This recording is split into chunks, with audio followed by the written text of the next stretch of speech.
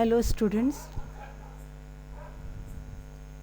Today in this lecture we are going to study how to write a speech, that is speech writing.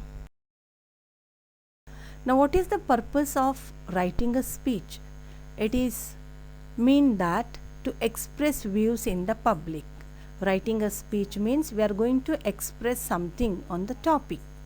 Now when you write the speech, you have to go through some format. That means you have to follow some format. In case of speech writing, title is a must. You have to write a title. Titles contains 1 mark. And the next comes the salutation. It is also called as greeting. Salutation means we begin with the speech such as respected teacher, respected judges, whatever it is. Then comes the disclosure of topic.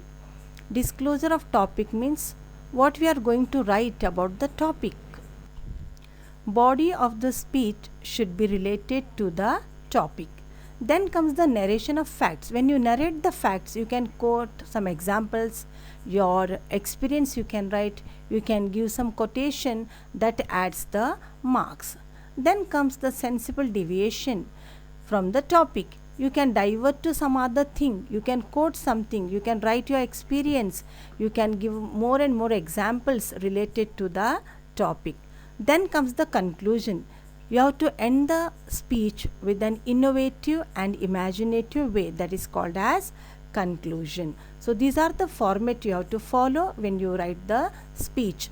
And once again I will repeat, title is a must and salutation which contains the marks.